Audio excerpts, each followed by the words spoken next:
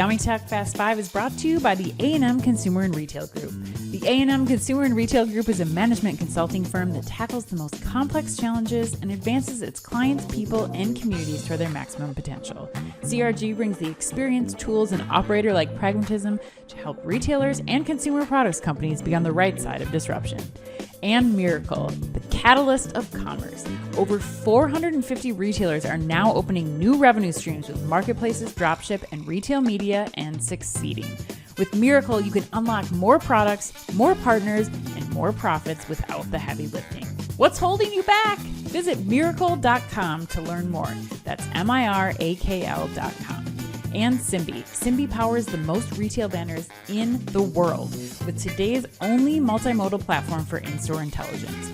See how Albertsons, BJ's, Spartan Nash, and Wakefern win with AI and automation at SimbeRobotics.com.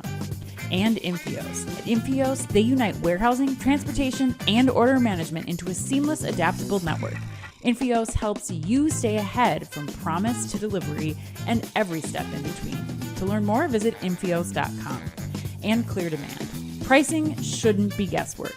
ClearDemand's AI-powered pricing, data, and optimization solutions help retailers stay competitive while protecting margins. Smarter pricing, stronger profits. ClearDemand makes it happen.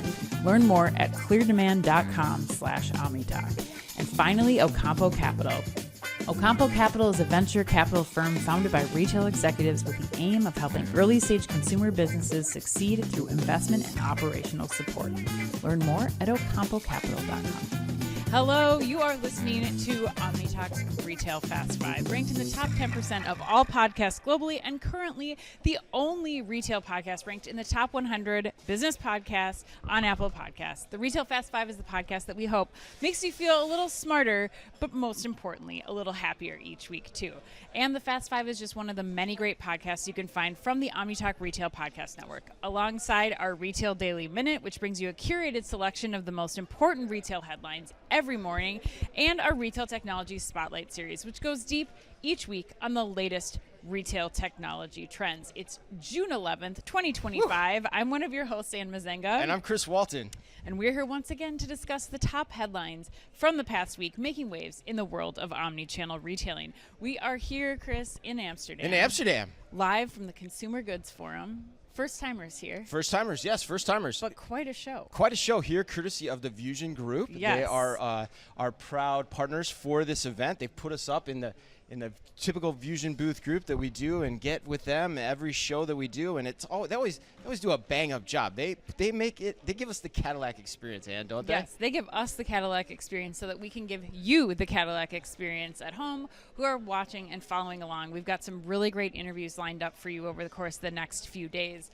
So please stay tuned to LinkedIn, or you can follow us also on YouTube. Yep. Great place to get that content. And of course, we'll be posting all the podcasts as well, but a little bit later on. Those don't come out quite as not as real time quickly as the video feed. No. But usually within 24 hours we get the videos, and we've got some really great executives from the world of retail and CPG.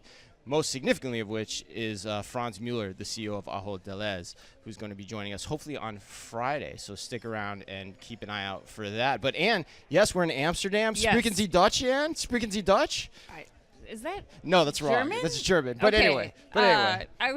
I was like, wait a second. I don't know if that is the right one, and no is the answer to all of those questions. But before we get into retail headlines, I have to ask. This is one of our favorite questions. This is always my favorite part of the show when I have no idea what Anne's going to ask me for the day. To ask each other is, what's the best thing? We took a true holiday over the weekend. We did. A holiday, as they say in Europe, yes. Yes, a summer holiday. You were in Paris. Yes. I was in Spain. Most importantly, what's the best thing that you've eaten over the course of the last weekend on your holiday? The best thing I ate, Anne.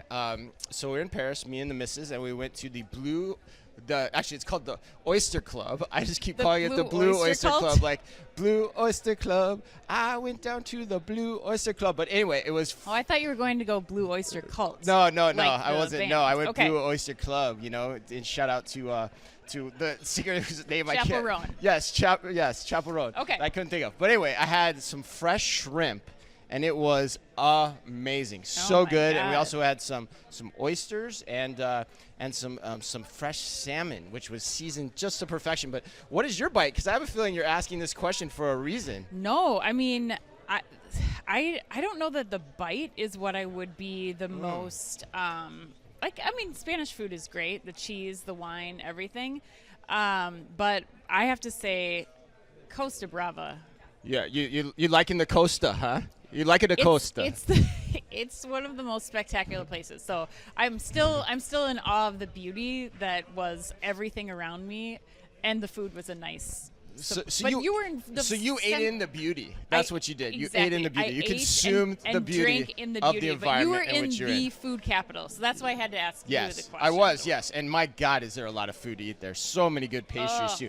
Yeah. Right. So all right, well, let's get to this week's headlines and this week's Fast Five. We've got news on Walmart's new Sparky AI assistant, Dollar General's new home line with Kathy Ireland, Amazon using humanoid robots to deliver packages, Peloton launching a new resale platform. But we begin today with some more big news out of Walmart. Who knew, Anne? Who knew? I love this so much. I'm already giving it away, Chris. Headline number one, Walmart has introduced a new ad campaign featuring Walton Goggins of the White Lotus fame under the tagline, "Who knew?" According to a Walmart press release, the campaign is meant to highlight how Walmart has changed, quote, a lot. End quote. The campaign highlights how Walmart now has more than 500 million items online and in its app, express delivery to your door in as little as 1 hour, a Walmart Plus membership that gives you perks beyond groceries, and a digital experience that's, well, better than most people realize. Because, quote, the biggest surprise isn't what's changed, Chris. It's how many people don't know it's already there. I love when we have to quote the press releases. It's so great. Yes. Chris, what's your assessment of Walmart's new Who Knew campaign? I mean, and in a nutshell, I think honestly, I love it. I think it's a brilliant move, particularly from the CMO, William White's mind, and more on him probably later, if we have time to get to it. But, first of all, I have to love anything by Walton Goggins. Like, shout out to the name Walton. Like, that's so great. That was such a perfect pick. The casting for this was Walton Cloggins, if you've seen the commercial. That's so great. Walton Cloggins. That's such a great little play on words. But strategically, I also love this because it says to Amazon shoppers, basically, it says, like, look, everything you can get from Amazon, you can now get from us, and more so. Because once you cross, like, a 500 million item threshold, like, it's like, having 600 million, 700 million, who cares at that point? Right. But by the same token, with Walmart Plus, you get so much more benefits in Amazon Prime. You get the gas discounts. You get I wrote down everything here. You get in-store returns. You get express delivery. So, and it's cheaper. Yeah. It's like $50 cheaper. I can't remember exactly, but it's like $50 cheaper. So, like, the annual subscription. Yeah, the annual subscription for Walmart Plus. So Walmart Plus beats Prime every day of the week and twice on Sundays, in my opinion. So I think this is a great campaign. Super smart, super brilliant. What do you think? You love it too, because you already kind of showed your hand on this one. I just thought it was a really great, coming from my advertising background, I thought this was one of the great ways to just kind of play on the obvious theme, which is like just the Walton Goggins. You're talking about Who Knew. You're featuring if you haven't seen the advertisement, it's so good. Like, just featuring every single thing in that whole, from clogs to accordions, are things that you can buy on Walmart Plus. So I think it did a really great job of showing people, hitting the point home. Yeah. But I think most importantly, in addition to what this is telling people about Walmart, is that in addition to what they can get from Amazon, you also have to think about the grocery and food elements that is so significant here. So all of these things in the entire universe of Walmart's marketplace, but then also with a Walmart Plus membership, you also have access to groceries. And I think what's most significant to the people that I've been evangelizing the Walmart Plus membership. Yeah, you're like the biggest convert in human history. Oh my God, it's been amazing. But I think the thing that's most impressive for people is that should you decide you don't ever want to step foot in a Walmart, or maybe for us it's not convenient for you because you have to drive a little bit further right now, you can have the total Walmart experience, get all of those benefits, and everything comes to you through the app, through the digital properties. Yeah. You can return stuff through the app. Like everything that is in the Walmart system can come to you as a consumer. And I think that's where you really are starting to see the significance of this new demographic coming to Walmart. I 100% agree. I Yeah. mean, I don't think there's nothing more I would add to that. I think those points are dead on. It's a really smart play. You know, I mentioned William White before, former colleague of ours at Target. Ton of respect for him. You know, he potentially, you know, if I was Target, I'd be taking a hard look at him given his background and what he's doing here to upscale Walmart in terms of the perception that it has across the nation as well. Yeah. So I'm sure the Walmart folks aren't happy to hear me say that, but Ann, if I was the Target board, I'd definitely be taking a hard look at him because he might actually be my number one choice. All right, headline number 2. Ann, as Beverly D'Angelo once said to Clark Griswold, "Hey Sparky," because Walmart has a new AI assistant, and it is called exactly that, Sparky. 2 Walmart headlines lead off today, folks. According to Chain Store Age, the discount giant is now offering a smiling Ask Sparky button in its mobile app, which customers can use across all product categories to find items and synthesize reviews. Customers can also conduct natural language searches to determine information such as what sports teams are playing that night, or the weather at the beach they're heading to, and get a custom outfit recommendation. Wow, I didn't know about that. That's pretty cool. Sparky currently uses generative AI, but soon Walmart also says that it plans to leverage agentic AI, which goes a step beyond generative AI, as I'm sure all you OmniTalk fans are very familiar with at this point, because it analyzes massive amounts of data in near real time and automatically takes action based on the results to provide more functionality from Sparky. And are you buying or selling the hype around Sparky? 100% buying. You're buying this too. You won again, Walmart. Hook, line, and sinker. First, because now all Walmart products will be more easily discoverable through this app, through the Ask Sparky application. And it also makes Walmart products more discoverable through other large language search models because their products are set up to be discovered. Second, to the points that we made earlier, I think if you are going to truly compete with Amazon, you don't have to name it after a dog also, but Amazon has Rufus. I think people are going to expect that Walmart, should they convert from Amazon to Walmart, that they're going to have a similar service using something like Ask Sparky. But lastly, the thing I think that I'm most excited about is where this can go in the future. And Chris, you know that not only do I use Walmart Plus for all of my grocery delivery, all of my essentials, and pretty much everything under the sun. I think anyone still listening to this podcast knows that at this point, Ann. I also have used their travel benefits significantly. Right. I booked a car in Spain last minute. You booked a rental car in Spain. I booked a rental Walmart Plus. car That's in Spain crazy. through Walmart Plus. I've done this several times now.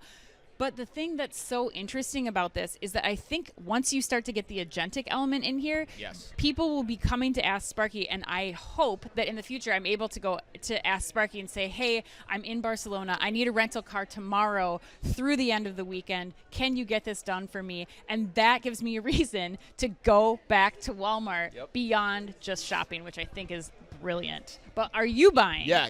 No, I'm buying it too. The one thing I take umbrage in what you said, and it's probably the smallest point I could possibly take umbrage with, is that you said Sparky's named after a dog. Because if you're from Tempe, Sparky is actually the name of the Arizona State Sun Devil mascot. So shout out. It is? Yes. So shout out to my friends in Tempe back home. That like little devil guy? Yep. Sparky the Sun Devil. Oh my God, yes. I had no idea. Yes. So we had a seal named Sparky at the zoo in Minnesota.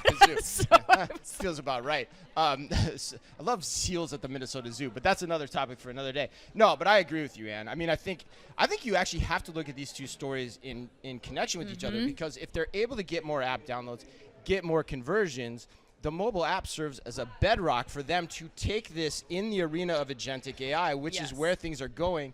And if you step back 30,000-foot view, you have to salute Walmart for just even putting themselves in that position to be in the agentic AI conversation with Google, with Amazon, because it brings in the whole and I hate to say it because it can be overused, but it brings Walmart squarely into the super app conversation of everything you need to do to coordinate your life. Your life. Yes. You talked about it with getting a rental car through the app. I wouldn't think to do that on Amazon, but now you're doing it on Walmart Plus. Yeah. So Walmart is squarely in position to capitalize on that. And again, we've talked about it. It's just a question of who's going to end up being that interface. Right. And Walmart, I give as much chance as anybody in doing that, provided they continue to show that they've got the tech chops to make it happen. And they have. Who knew, Chris? Who knew? Hey, it's working already, man. It's working already. All right, let's go on to headline number 3. Dollar General is teaming up with Kathy Ireland for a new celebrity home line. According to Chain Storage, again, the discount retailer is revamping its, quote, Home Valley, end quote, home selection with collections from celebrities, name brands, and designers, including supermodel Kathy Ireland, Betsyville, Beverly Hills Polo Club, and Simply Belle by Simply Southern. Launching during summer of 2025 across more than 20,000 Dollar General stores, the expanded Home Valley collections is designed to appeal to shoppers seeking quality items at affordable prices from recognizable national brands through a, quote, treasure hunt, end quote, experience. Chris, what do you think of Dollar General moving into private label home goods? Wow. I like this one too, Ann. I'm 3 for 3 on the likes. So all those people that call me a hater on YouTube, check us out more regularly, folks. My God. Yeah, I'm hitting you, trolls. Yeah. All right. But I like this for 2 reasons. One, the margin on home is good. Yeah. Like probably better than most things that Dollar General sells. So I like that. But secondly, I think strategically, as we've talked about on this show numerous times, things always move to the lowest price option. So, Kathy Ireland, little background for me. Kathy Ireland was... Oh, my God. Where are we going with this? Kathy Ireland was the it girl for me in junior high. Like, absolutely. And it was funny because when I was heading up home for Target.com, I would get pitched her stuff every day of the week. And I'd be like, no. As much as I wanted to meet her, I couldn't be like, no, I just can't because it just didn't fit with us in the brand. That's very good of you. Right. You could have been like, come in for the meeting. For sure. I could have, but I didn't. I was because I couldn't take myself Sports seriously. Illustrated swimsuit cover model 1991. Necessary roughness is the whole reason I watched that movie. But anyway, I didn't do it. And so and the reason was because it didn't fit my brand ethos. But I think at the time, and I don't remember exactly, but like Walmart, I think she was at Walmart or she was at one of Kmart, one of those. Yeah. And so she has a position in the marketplace, and so naturally now she's just, moving, down market a little bit, which again goes back to the idea of like, okay, over time, I think we've talked about this on the show in the past, I see Dollar General becoming a one-stop shop for in even better, at even lower prices than what Walmart or Target could potentially do, which is just basically Clayton Christensen's theory of competitive dynamics ultimately at the end of the day. So I like this move. I think it's smart, and I think, the devil's in the details in terms of how you execute it and how you replenish it and how you buy the inventory correctly, because there are some different dynamics there to running like the day-to-day, things you'd find in the Dollar General, but net, I think it's smart. Yeah, I don't mean to burst your bubble. All the 90s men who were in love with Kathy Ireland, and women, and my brother included amongst those. He loved Kathy Ireland too. But I don't think it has anything to do with her, Betsyville, any of these, Betsy Johnson. I don't think those brands are still relevant. I think what does matter about this is that they are focusing on designing a high-quality product or even just a high-designed product. I don't think it matters who the celebrity is that's attached to it, because I don't think that those names have the cachet anymore that they used to back, 15, 20 years ago even. But I think that what we've heard both from Dollar Tree and Dollar General this week is that they are attracting a higher-income shopper, and I think that's to your earlier point where this comes in. Like, yes, there is a demand for a high design quality product at a lower price point, and that's why I think Dollar General and Dollar Tree here are going to really win with that higher consumer, because they are investing in things like this that have smart margins behind them, like you said. So I don't know that it's going to be that they're going to be the ones that are going to be drawing all the traffic. Interesting. I don't know. I kind of disagree with that a little bit, because I think everyone wants to be aspirational, and there probably were people that were aspiring to some of these brands back in the day when they were at their height and they couldn't afford them, and now if Dollar General plays their cards right, they can make them at an affordable price. And it's always just square one, right? You're starting out, and then it's going to evolve over time, and they have to get someone to buy into this idea to begin with. So that's why I think, for the most part, if you're going to take this strategy, it seems like Seems like a good way to go about it.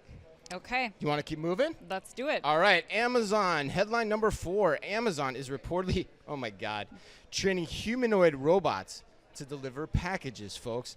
According to The Verge, not to be confused with the criminally underrated band, The Verge. No. The Verve. The Verve. I still screwed that up, man. It's my favorite line read of all time. I know. And I screwed it up. I know. I screwed it up. I look forward to every week when we get a Verge headline, and I screwed it up. All right, sorry, folks. Amazon is developing AI software that will enable robots to operate as package delivery workers that are ferried around in Rivian electric vans and will soon be ready to start real-world testing at a new facility. Citing an anonymous source that was, quote, involved in the effort, end quote, the information also says that Amazon has almost finished constructing an indoor, quote, humanoid park at one of the retail giant's San Francisco offices that's roughly the size of a coffee shop. Oh, my God. The obstacle course reportedly contains one Rivian van for training purposes, with Amazon aiming to have humanoid robots, quote, hitch a ride in the back of Amazon's electric Rivian vans and spring out to deliver packages, end quote. Humanoid robots delivering packages, Anne. Is this yet another sign that the apocalypse is near? No, not yet. Not yet. Okay. No, I think Why? I think there's still so much experimentation to be done in the world of robots and robot delivery.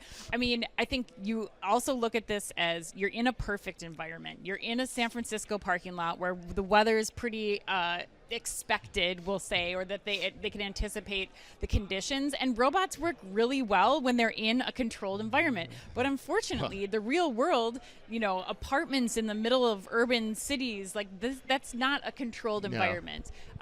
Especially, I mean, even with the stuff going on in the country right now, like you do see the Waymo taxis we're getting, you don't know, like there's no like default button of like we got to get the heck out of here. Right. So anyway, I think that yes, robots, drones, even like Walmart announced this week that they're testing drones in 5 more cities. Like I still think we're in heavy experimentation level of robotics and of drone delivery. I think we're still several years out before we start actually seeing this kind of proliferate throughout the rest of the country. So now you think this is either like a PR sizzle or like a scary story designed to, or a headline designed to be kind of a scary, I think clickbait story? Yeah, I think clickbait, but I mean, I do think you have to figure this out. You have to trial and error this as much as you can before you get to the point where we can do this. But I just think we're going to see robotics being used for so many other things that are in controlled environments before we start seeing them let loose on the streets of the United States. Well, and it's not necessarily controlled environments too. I mean, that's a part of it in terms of the testing, but it's also robots are best at doing the same thing over and over again. Right. And so your point about drones is really good too, because that is the same thing over and over again. True. And we're only seeing that. We're not even seeing those quote unquote get off the ground, for lack of a better way to put it. Yeah. Yeah, I'm with you. I kind of poo-pooed the arm wielding robot in the warehouse and said we're probably 10 to 20 years out from seeing that thing fully deployed. So yeah, I'm with you on this one. The funny thing for me, Ed, is like I can't even imagine the societal impacts of this if like I'm in a relative. I just keep thinking of like the woman from like Something About Mary, the old lady. Magda? If she's sitting in her apartment and she sees like a Terminator robot God. coming down the hallway carrying a package. Oh my God. Could you imagine the freak out scale that this would create? Sort of. I thought that, but then we were at the Barcelona airport and they have autonomous wheelchairs that are driving people to gates, and there's tons of elderly people sitting in those, and I'm like, maybe they're okay with it? I don't know. We didn't see them. Than like a bald robot. That's like, true. Oh, I was even thinking like the dinosaur, like dog looking ones. They'd be like that'd be those better. kinds of things. That'd be better. At least I'd be like, okay, it's not like coming to get me. Oh my God! I didn't even think of the human. It's a humanoid robot. Like the pictures are like humanoid. Yes, you know? that's true. That's true. That is not something that. I don't think we're ready for that as a society. No.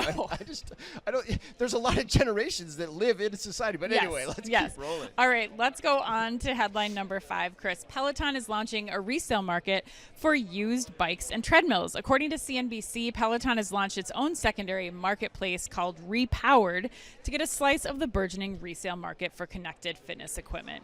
Beginning last Tuesday, people in select cities can now list their equipment and gear for sale on Repowered and set their own price with the help of a generative AI tool.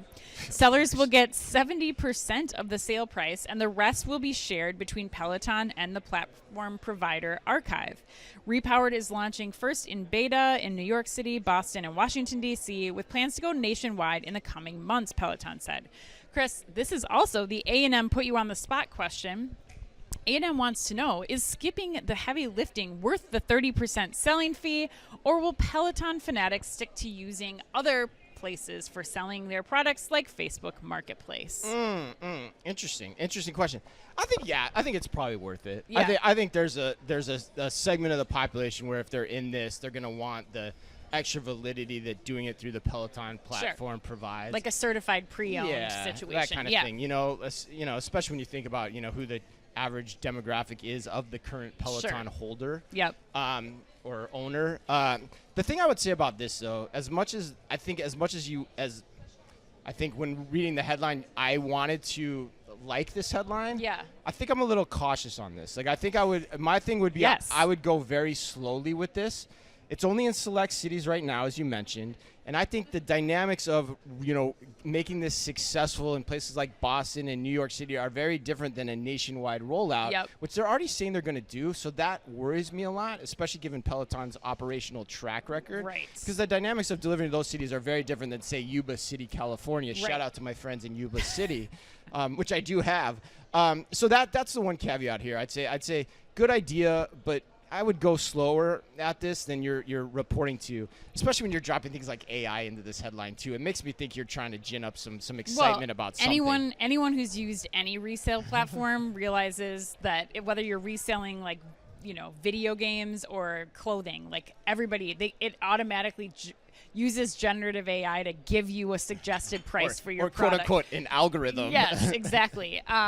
So yes, that's for sure sizzle. But I do think that there's some opportunity here.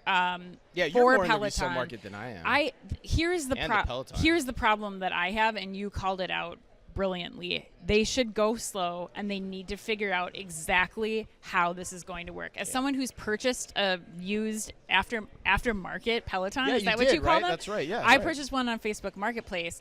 I had to get it repaired, and it was a total disaster. Yeah. Total disaster. Peloton essentially told me that I should pay $1,400 for a repair, that I needed to have a $1,400 repair kit, and I said, can I get a new bike for like $1,500 brand new? And they said, oh, yes. And the guy, the help, so it's stuff like that. The help desk guy was like, oh yeah, I guess we'll figure out how to do this. And so I would just caution Peloton to make sure that you have all of these scenarios played out and figured out. But I do think in the long term, if they can do that, there's definitely money to be made with extended warranty programs, with things like delivery services and keeping your bike drivers and repair people employed more and having more for them to do if they can get more of this community to get on board. But I think you're right. I mean, as you're saying that, those are hard businesses on which to make money. The delivery of heavy goods and services and that type of thing, and repairs.